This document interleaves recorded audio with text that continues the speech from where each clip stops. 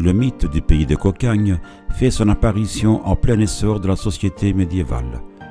L'historien brésilien Hilario Franco Jr., qui a consacré une étude passionnante au mythe médiéval, date sa gestation dans la tradition orale du XIIe siècle et son apparition sous sa forme littéraire du milieu du XIIIe siècle.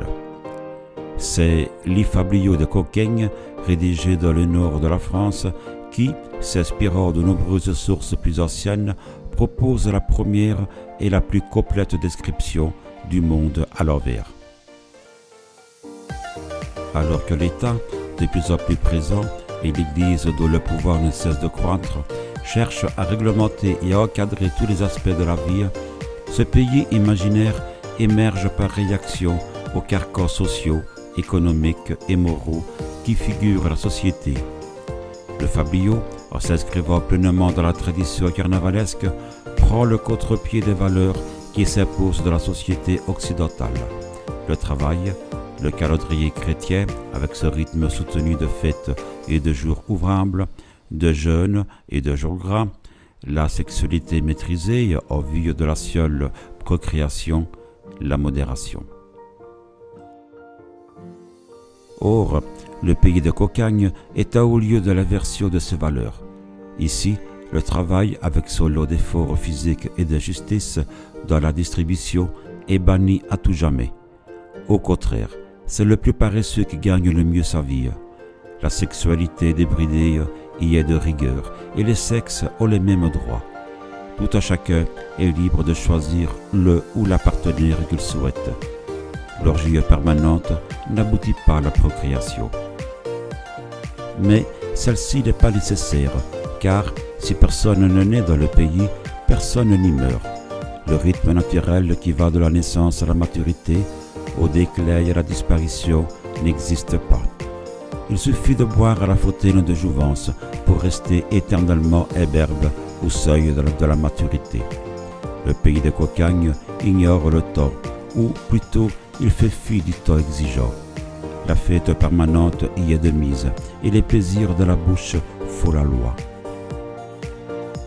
C'est la présence obsessionnelle de la nourriture qui permet à Jacques Le Goff de définir cette utopie médiévale comme le mythe de la ripaille. Si le Moyen-Âge souffre d'une double frustration, le pays de Cocagne jouit d'une abondance sans limite. Et l'abondance est avant tout alimentaire. Ce n'est pas un hasard si l'on croit reconnaître dans le mot Cocagne et ses analogues toutes sortes de friandises. Par exemple, le provençal coca ou le néerlandais koketch, gâteau.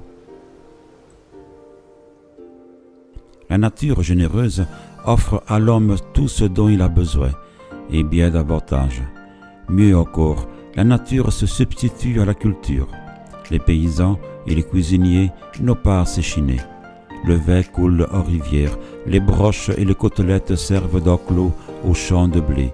Les flancs tombent en pluie 3 fois par semaine. Les cerfs et la volaille, cuits sur la braise et en marmite, ne demandent qu'à être mangés ou emportés gratuitement. Les maisons mêmes sont comestibles, les toits sont faits de jambon et d'esturgeon et les poutres de saucisses. Les tables dressées font partie du paysage et n'attendent que les convives de tout état. La nature est si prolifique qu'elle fait pousser dans les champs des bourses pleines de sous. Mais personne ne les ramasse, car l'argent n'a pas de cours.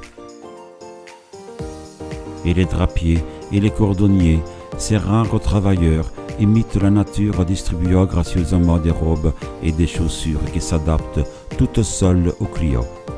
En homme du Nord, l'auteur du fabliau, un trouvère ou un Goliard exalte le chaud, la nourriture chaude, les vêtements chauds et le printemps éternel qui berce par sa douceur les habitants bienheureux du pays.